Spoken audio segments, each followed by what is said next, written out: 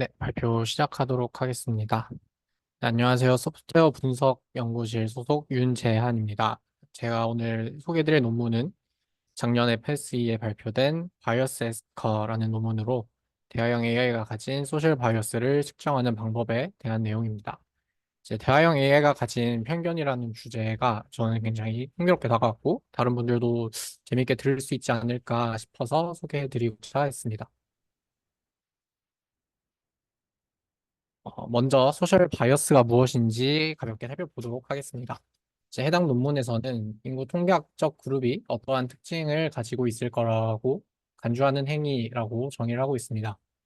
이때 그 그룹은 성별이나 나이, 인종 같은 기준에 따라서 나눠질 수 있고 캐릭터리스틱의 경우에는 뭐 범죄를 저질렀다거나 외모가 어떻다거나 또는 사회적 지위가 어떻다거나 하는 내용들이 있습니다.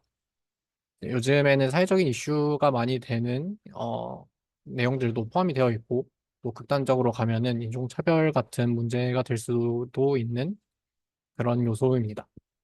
이제 오늘 발표에서도 몇 가지를 이제 예시로 포함이 되어 있기는 한데 이제 어쩔 수 없이 그냥 예시로 가져왔다고 이해해 주시면 감사하겠습니다. 또 이제 이런 이슈들은 제외하고 간단하게 다시 정리를 하자면은 어떤 그룹이 다른 그룹보다 뛰어날 것이라고 판단하는 경향성이라고 뒤에서는 이해를 해주시면 되겠습니다. 이제 AI에서도 앞에서 말씀드린 이런 경향성은 나타나고 있는데, 이제 저자들은 모든 그룹이 이제 특정 라벨에 대해서 똑같이 취급되어야 AI가 페어니스한 상태다라고 그 상태를 유지하고 있다라고 말하고 있습니다. 이제 그렇지 못할 경우에는 바이어스가 있는 상태다라고 말을 하는데, 이제 슬라이드 예시를 보시면은 이제 맨과 우먼을 비교를 했을 때 스마트라는 라벨에 맨이 더 가깝기 때문에 이제 이 AI 시스템은 바이어스를 가지고 있다라고 말할 수 있겠습니다. 이제 이런 AI 시스템에 이제 소셜 바이어스가 있을 경우에는 당연히 차별적이고 편견적인 내용들을 생성하게 됩니다. 이런 내용들은 당연히 사용자한테는 부정적인 경험을 하게 하고 또 사회적으로도 여러 가지 문제점이 생길 수 있습니다. 또 앞에서 봤던 예시는 물론이고 어, 그 마이크로소프트에서 만들었던 테이라는 챗봇의 경우에는 트위터에다가 이런 이종차별적인 내용을 포함한 이제 트윗을 게재하는 경우 그 문제를 일으키기도 했었습니다. 이렇게 애가 가진 소셜 바이어스는 여러 가지 문제점을 일으킬 수 있고 또 이 바이어스를 측정하는 것 자체도 쉽지 않은 상황입니다. AI 기술들이 대부분 데이터 드리븐의 형태이고 또 블랙박스한 특성을 가지고도 있어서 어떤 식으로 학습되었는지 내용물이 어떤지도 알기 어렵고 또 실제로 바이어스를 가지고 있다고 하더라도 답변 출력 자체를 거부하거나 하는 그런 프로텍션 메커니즘이 적용되는 경우가 대부분이어서 그 내용을 트리거하기도 좀 어려운 상황입니다. 그래서 이제 기존 논문들은 이런 AI들이 바이어스를 가지고 있는지 아닌지 여부를 판단하는 데 중점을 뒀습니다. 이때 AI의 입력으로 주는 질문들은 특정 그룹에 대한 질문으로 한정되어 있었고 그래서 이제 특정 그룹을 제외하면은 다른 그룹들에 대해서는 어떤 경향을 가지는지 또 그 그룹에 대해서 어떤 바이어스를 가지고 있는지 같은 세부적인 내용은 알기 어려운 상황이었습니다. 그래서 이제 이 논문의 저자들은 AI가 어떤 편견을 가지고 있는지 좀 더 자세하게 측정하는 것을 목표로 했습니다. 네, 이런 AI가 A그룹이 가장 똑똑하다는 편견을 가지고 있구나 하는 형태의 그런 조금 더 자세한 정보를 얻고자 했고, 이런 목표 달성을 위해서 크게 세 가지 챌린지를 설정을 했습니다. 네, 첫 번째는 소셜 바이어스, 그러니까 모든 그룹에 대한 소셜 바이어스를 아우르는 데이터셋이 없다는 점이고, 두 번째는 이런 바이어스드 비헤이비어를 정의하고 트리거하기가 어렵다는 점. 세 번 마지막으로 이런 바이어스드 비헤이비어가 일어난다 하더라도 그걸 자동으로 식별하기가 어렵다는 점. 이렇게 세 가지 챌린지가 있다라고 그 설정을 하고 진행을 했습니다. 그래서 이런 챌린지들을 해결하고자 이제 바이어스 에스커라는 이제 툴을 제시를 했고 이제 크게 데이터셋 제네레이 컨스트럭션과 퀘스천 제너레이션, 바이어스 아이덴티피케이션 총 세 가지 단계로 이루어져 있습니다. 자, 뒤에서 이제 한 단계씩 설명을 드리도록 하겠습니다. 먼저 데이터셋 컨스트럭션입니다. 이제 기존 연구들과 달리 여러 소셜 그룹과 바이어스 프로퍼티를 모두 가지고 있는 데이터셋을 만들어야 했습니다. 그래서 저자들은 모아야 하는 데이터를 이제 어떤 그룹에 대한 내용인지를 가지고 있는 그룹셋과 또 어떤 프로퍼티들에 대한 내용인지 프로퍼티 셋, 이제 두 가지의 셋으로 나누어서 그 데이터셋을 만들고자 했습니다. 그룹셋의 경우에는 기존 연구에서 썼던 이제 다음 세 가지 데이터셋을 합쳐서 어, 그 만들었고, 이제 중복되는 내용이나 또 너무 세분화된 카테고리들은 지우고, 이제 오른쪽의 표처럼 11개의 카테고리를 가지고 전체 840개 가량의 그룹을 정의를 했습니다. 그리고 이런 프로퍼티 셋의 경우에는 앞에서 본 데이터셋 중에서 SPIC 데이터셋을 기반으로 하고 있습니다. 이제 해당 데이터셋은 트위터나 레딧 같은 소셜미디어 게시물을 기반으로 만들어진 데이터셋이고, 이제 그 데이터셋에서 주어 같은 것들은 전부 제외를 하고, 어, R 어글리, R 풀 이런 식의 어휘만 모아서 프로퍼티를 만들었습니다. 이 셋의 경우에는 총 13개 카테고리가 있고 8,100개 가량의 어휘로 이루어져 있습니다. 이렇게 모은 단어들은 AI 시스템의 방어 메커니즘을 피하기 위해서 그 반대말들도 모두 설정을 해줬습니다. 이제 왼쪽에 있는 예시처럼 처음에는 누가 더 멍청하냐고 물었는서 답변을 안 했는데 뒤에는 누가 더 똑똑하냐라고 물으니까 사실 똑같은 의미를 가지고 있는 질문인데도 이제 답변을 해주는 경우들이 있어서 이렇게 설정을 해줬다고 합니다. 그래서 완성된 데이터셋은 어떤 바이어스가 적용이 된 어휘와 그거에 대한 반대말, 그리고 이게 어떤 카테고리에 속해 있는지를 뜻하는 라벨, 이렇게 세 가지 요소로 이루어져 있다고 생각해 주시면 되겠습니다. 그래서 이제 이렇게 생성된 데이터셋을 가지고 질문을 생성을 하게 됩니다. 이제 퀘스트 제너레이션 파트인데, 그 자세히 보기 이전에 이제 바이어스 에스커가 어떤 형태의 바이어스들을 측정하고자 했는지를 그 잠깐 짚고 넘어가도록 하겠습니다. 첫 번째는 앱솔루트 바이어스라는 이인데, 이제 그룹 A가 그룹 B보다 우월하다를 직접적으로 표현하는 바이어스입니다. 반대로 릴러티브 바이어스의 경우에는 직접적으로 표현하지는 않지만 그룹별로 서로 다른 태도를 가지고 있는 경우입니다. 앱솔루트 바이어스의 경우에는 사실 예시가 없어도 너무 쉽게 이해를 할 수 있을 거라고 생각을 하고, 릴레이티브 바이어스의 예시만 살펴보면은 이제 그룹 B가 그룹 A보다 경제력이 부족하다라는 것을 이제 어느 정도 둘 사이 비교를 통해서 알 수 있게 됩니다. 이제 이런 경우에는 릴레이티브한 바이어스를 가지고 있다라고 이제 저자들은 정의를 했습니다.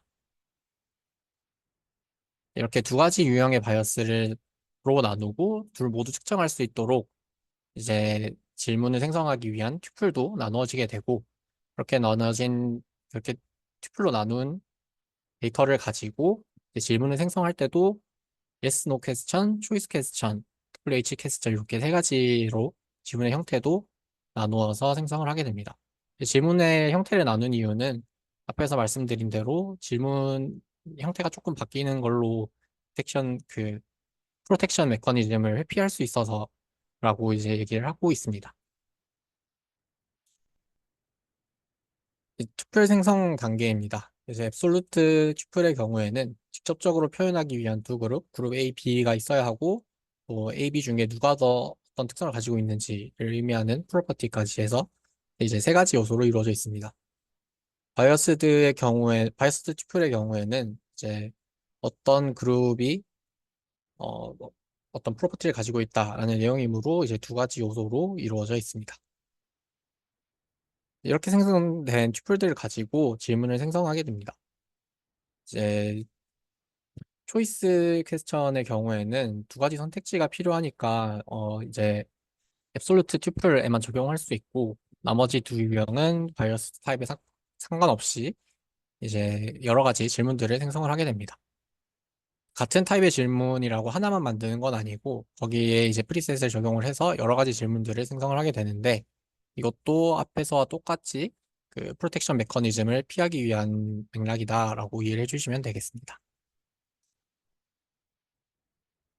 그래서 이제 저자들은 이런 식으로 여러 가지 질문을 생성해서 이제 전부 다 챗봇에 전달함으로써 그룹 A는 어떤 특성을 가지고 있다. 이제 어떤 그룹이 스마트하다. 같이 이제 대략적인 단서를 얻을 수 있을 것이라는 직관을 바탕으로 이제 이런 식으로 디자인을 했다고 합니다. 그렇게 생성한 질문들에 대한 답변을 가지고 바이어스 아이덴티피케이션 단계를 실행하게 됩니다. 이 단계에서는 AI의 답변을 분석하고 그 안에 바이어스를 측정하게 됩니다. 먼저 바이어스가 있는 답변을 고르고 그 답변들을 바탕으로 이제 이 AI 시스템이 어떤 바이어스를 가지고 있는지를 측정해 줍니다. 바이어스가 있는 질문을 고를 때에는 크게 세 가지 규칙을 기반으로 합니다. 이제 저자들은 이제 yes, no 퀘스천의 경우에는 그 답변에 확언을 하는 표현이 포함이 되는지, 초이스 퀘스천의 경우에는 그 선택을 확인할 수 있는 내용이 포함이 되는지, WH 퀘스천의 경우에는 그 답변에 대한 이유를 설명하는 내용이 포함되어 있는지를 체크했다고 합니다. 세 가지 규칙 모두 미리 정의해둔 표현들과 유사도를 측정을 해서 확인을 하도록 구현이 되어 있습니다. 네, 이제 앞에서 말씀드린 세 가지 룰을 조금만 더 자세히 살펴보면은 포메이션 메저먼트의 경우에는 I agree, for sure 같은 이제 그런 확정적인 표현을 가지고 있는지 또 그와 반대되는 표현은 없는지를 확인을 하게 됩니다. 네, 초이스의 경우에는 AB 그룹 중에 한 가지만 답변에 포함되고 있는지를 확인을 하고 explanation의 경우에는 because, due to 같은 어휘들이 포함되는지를 확인했다라고 저자들 말하고 있습니다. 네, 이렇게 확인해서 바이어스가 있는 답변이다라고 판단한 답변들은 이제 그런 답변들을 가지고 다음 메저먼트 단계로 넘어가게 됩니다. 마지막으로 이제 바이어스를 측정하는 단계인데, 이제 앞에서도 그랬듯이 바이어스의 유형에 따라서 측정하는 지표도 따로 정의를 해 주었습니다.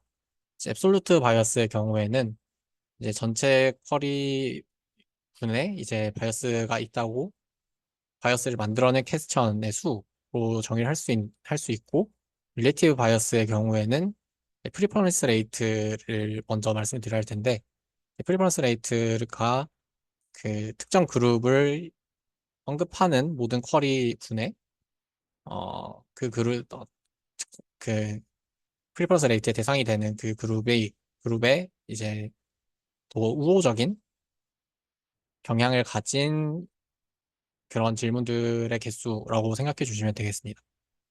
이제 릴레이티브 바이어스 레이트의 경우에는 이제 이런 프리퍼런스 레이트들의 분산으로 그 사용을 하고 있는데 이제 같은 한 그룹 카테고리 안에서 예를 들면은 젠더라는 그룹 안에서 남자, 여자 아니면 다른 이제 제3의 성별 이런 것들이 어떤 프리퍼런스 레이트를 가지는지 그 분산이라고 이해를 해주시면 되겠습니다.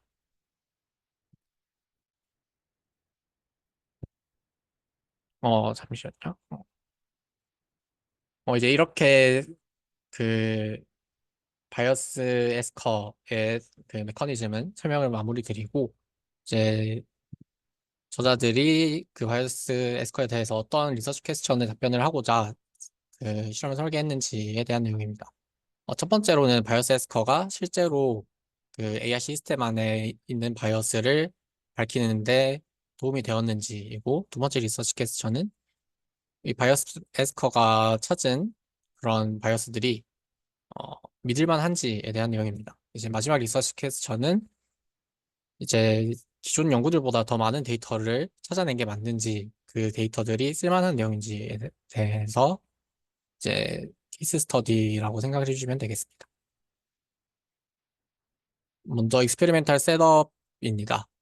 이제 이 저자들은 총 10개의 AI 시스템에 대해서 실험을 진행했는데 그중에 6개는 영어로 사용을 했고 4가지는 중국어를 사용을 해서 이제 앞에서 말씀드린 데이터셋의 경우에는 전부 중국어로 번역을 해서 사용했다고 합니다. 이 지점도 조금 취약점이 될 수도 있을 것 같은데 저자들은 일단 이렇게 했다고 제시를 하고 있습니다. 그리고 이 10개의 AI 시스템 중에서 별표가 들어간 것들은 그 당시에 뭐 API가 지원이 안 된 그런 시스템들이라고 합니다. 그래서 API가 없어서 수동으로 돌려줘야 한다고 말을 하고 조금 더 작은 스케일의 실험을 진행했다고 말하고 있습니다. 다음으로는 테스팅에 사용한 데이터에 대한 내용입니다. 이제 W라고 표시가 되어 있는 거는 API를 사용한 경우이고 W는 API를 사용하지 않은 경우인데 API를 사용하지 않아서 조금 더 적은 이제 데이터를 테스팅에 사용을 했다고 하고 보시면은 전체 이제 앱솔루트 바이어스에 대한 쿼리는 이제 대략 18,000개와 800개 정도를 사용을 했고 릴레이티브 바이어스의 경우에는 12,000개와 1,000개 정도를 각각 사용했다고 합니다. 이제 실험 결과에 대한 내용입니다. 이제 바이어스 에스커가 실제로 성능이 효과적이었는지에 대한 내용입니다.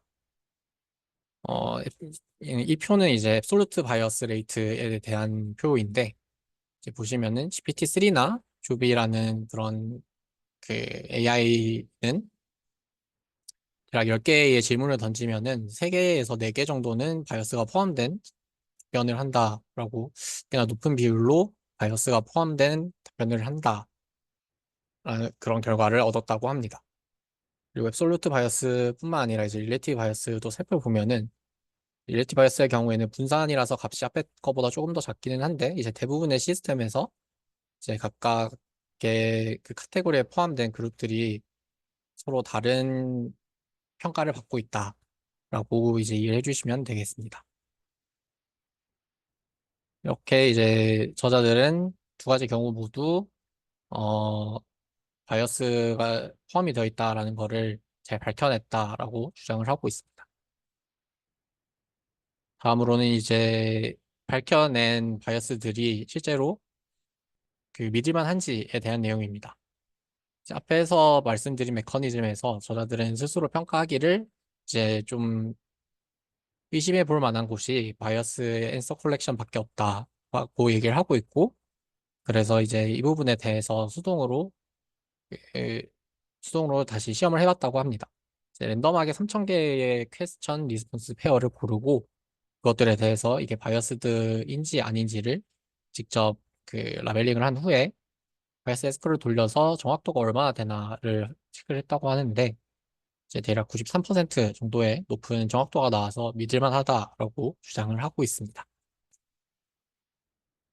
그리고 마지막으로는 이제 앞에서 얻은 더 많은 데이터들이 실제로 쓸 수 있는지에 대한 내용들인데 이 부분은 조금 어, 이쪽 도메인에 맞는 내용들밖에 없는 것 같아서 한 가지만 이제 가져왔고 보시면은 이제 젠더에 따라서 맨, 우먼, 트랜스젠더가 있다라고 하면은 트랜스젠더가 이제 다른 그 성별들보다 좋지 않은 평가를 받는 게 이제 명확하게 이제 표현이 된다, 시각화할 수 있다라고 얘기를 하고 있습니다.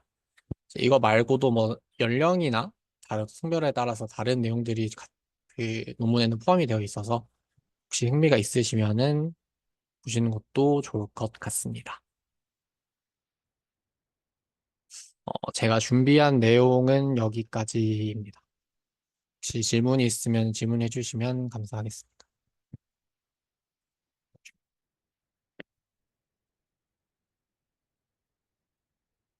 아, 네. 좋은 발표 감사합니다. 그 데이터셋이 그러면 다 공개되어 있는 건가요? 그 질문, 그 바이어스를 판단할 수 있는 질문들을 전부 다 공개를 한 건가요? 네, 깃허브에 가면은 그 어떤 그 그룹셋을 사용했고 어떤 프로퍼티셋을 사용했는지 모두 제이슨 파일 형태로 공개가 되어 있어서 저도 확인을 해 봤었고 질문 같은 경우에는 직접 생성을 해야 하는 건지 따로 찾을 수는 없었습니다.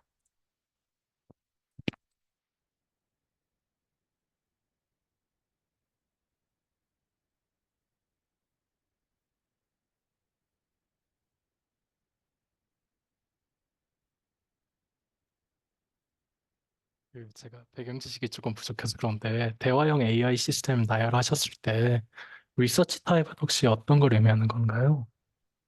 그 리서치 타입의 경우에는 상용화가 된 게 아니라 뭐 논문 등을 통해서 발표된 내용을 의미하고 커머셜의 경우에는 실제로 저희가 뭐 구독 서비스를 한다거나 하는 형태로 접근할 수 있는 그런 이제 AI 시스템들을 말합니다. 아, 그리고 그 리스폰스가 바이어스드 된지 아닌지를 확인하기 위해서 센텐스 시밀러리티를 사용하는 게 맞나요? 여기서 이제 existence measurement를 사용한다고 논문에 명시가 되어 있는데 이제 내용상 이제 미리 어떤 표현을 가지고 있으면은 얘네를 바이어스라고 보고 판단을 하겠다 그런 predefined expression을 만들어 두고 걔네 중에 몇 개의 데이터 단어를 포함하느냐 이런 식으로 시밀러리티 체크를 사용한다고 얘기를 하고 있습니다. 아, 그냥 단어만 체크를 하는 건가요? 막 센텐스에 인베딩을 구하는 방식은 아닌 건가요? 5가지 방법을 써서 그중에 이제 인베딩을 사용하는 방법도 포함이 되어 있었는데 이제 논문에서도 크게 언급을 하지 않고 지나가고 있어서 제가 따로 포함을 하지는 않았습니다. 아, 네, 감사합니다.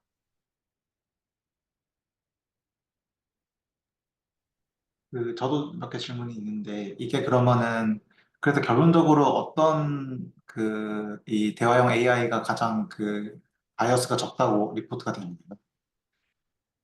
여기 표에 있는 것만 보면은 챗GPT가 아무래도 제일 적다라고 얘기를 할 수 있을 것 같은데 근데 챗GPT 같은 경우에는 API를 사용할 수 없었다라고 얘기를 해서 그 테스팅의 규모 자체가 작아서 아무래도 왼쪽에 6개랑 오른쪽에 4개는 따로 판단을 해야 하지 않을까 싶습니다. 아, 그리고 이게 그러면은 지금 결과를 보면은, 이게 그러니까 그 그룹마다, 그러니까 바이어스 되는 정도가 심한 게 그 그룹마다 다른 건가요? 이 리포트된 결과가 그런 아, 걸 의미하는 네. 건가요? 네네네. 레이스 같은 그룹은 이제 다이알로 GPT에서는 이제 다른 거보다 조금 덜했는데 릴리전에서는 다이알로 GPT가 가장 바이어스한 결과를 보였다. 이렇게 봐주시면 될 것 같습니다. 그러니까 각자 바이어스 된 특징이 대화형 AI마다 조금씩 다르다 이렇게 생각하면 된다는 거죠? 네. 아, 네, 일단 알겠습니다. 감사합니다.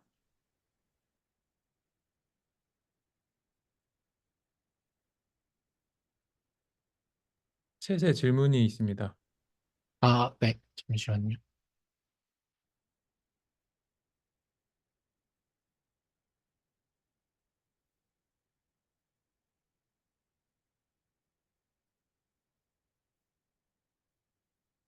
여기서 아까 제가 말씀드린 질문해 주신 내용이 이 부분이랑 조금 내용이 연관이 있는 것 같은데 여기서 저자들이 쓴 걸로는 이제 2명을 고용을 해서 체크를 했다라고 하는데 질문자님이 말씀하신 3명보다는 적기는 한 것 같습니다. 실제로도 또 주관적인 부분들이 많이 포함이 되고 있는 것 같아서 아마 아무래도 여기서 바이어스드라고 하는 내용은 이제 데이터셋 자체를 바이어스한 데이터셋들을 기반으로 만들어서 사용을 하고 있어서 그냥 거기에 포함이 됐다라고 봐주시면 될 것 같습니다.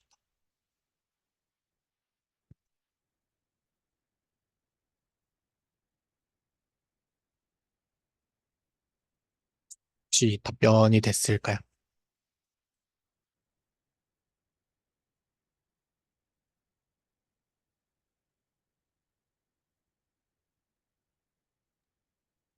이 저자들이 보면은 다 커머셜 모델, 리서치 모델도 뭐 잘 알려진 모델들은 안 쓴 것 같은데 혹시 그리고 또 오픈 소스 모델은 또 벤치마크에서 빠져 있는 것 같거든요. 뭐 아, 그런 네. 이유가 또 있나요? 저자들은 그냥 스테이트 오브 더 아트 모델들을 썼고 가장 커머셜하게도 많이 쓰이는 것들을 썼다라고 얘기를 하고 있는데 제가 봐도 뭐 최신 모델들이 누락이 된 것 같기는 해서 자세한 사정은 잘 모르겠습니다. 제가 왜 그러냐면 이게 오픈 소스 모델이 아니기 때문에 이 사람들이 얘기하는 실험 결과가 검증이 안 되잖아요. 아, 네. 네, 그런 게 그러니까 지금 보면 FSE 이 학회는 SE 쪽 학회인데 이 실험 결과에 대한 검증이 요즘 AI 모델에 관련해서는 뭐 중요하지 않은 건지 그게 궁금해서요. 제가 AI 모델을 쓰는 연구를 하는 게 아니라 자세한 분위기는 잘 모르겠지만, 어, 정확한 분위기는 답변을 드리기 어려울 것 같습니다. 아, 네. 감사합니다. 네. 이게 데이터가 다 공개되어 있는 게 아닌 거죠, 그러니까. 그러니까 재현이 가능한지 이런 걸 체킹할 수 있게끔 뭔가 툴을 제공하거나 이렇게 하고 있지는 않은 데이터인가요, 이게? 데이터는 GitHub에 공개가 되어 있긴 한데, 그, 구상기 교수님이 말씀해 주신 게 이제 모델들을 사용하기 어렵다라고 말씀해 주신 것 같은데, 그래서 재현이 안 된다거나 하는 문제점이 있을 수 있을 것 같긴 합니다. 네, 채팅에 올라온 질문이 어큐레시가 0.93이다라는 부분에 대해서 질문하신 것 같은데, 이제 이 부분은 3000개를 이제 수동으로 바이어스가 있는지 아닌지를 체크를 했을 때랑 바이어스 에스커로 결과를 냈을 때를 비교를 해서 이제 93%가 일치한다라고 생각해 주시면 되겠습니다.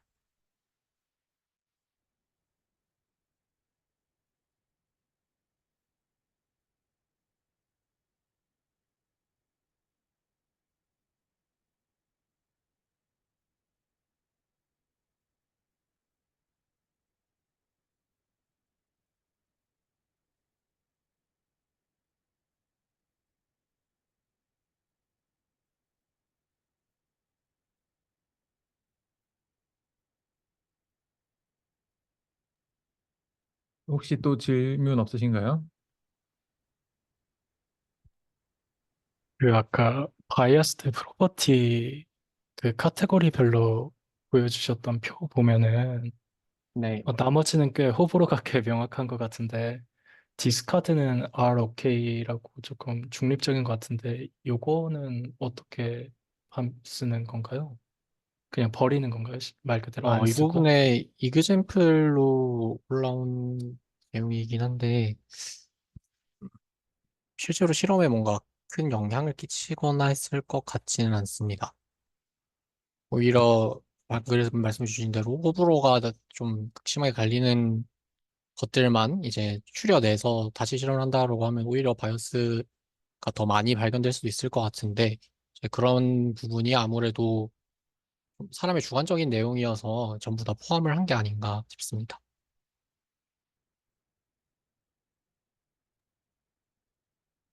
그리고 여기 3.1.2 챕터 그 보다 보니까 필터 아웃이라는 표현을 썼더라고요.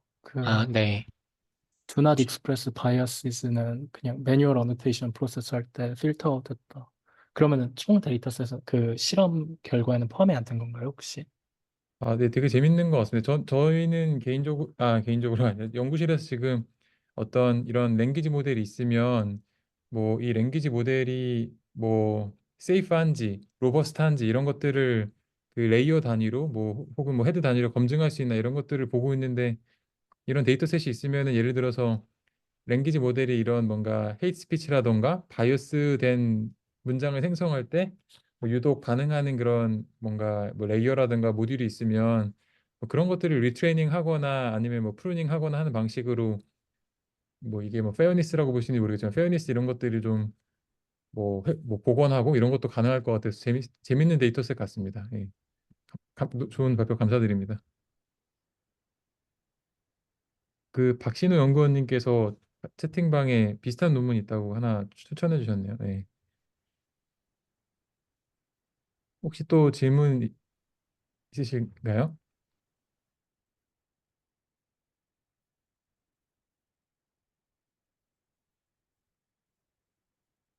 아, 네, 없으시면 오늘 예, 좋은 발표해 주신 윤재한 연구원님 감사드리고요. 그러면 다음 주에 또 뵙도록 하겠습니다. 고생 많으셨습니다. 감사합니다. 하셨습니다. 네.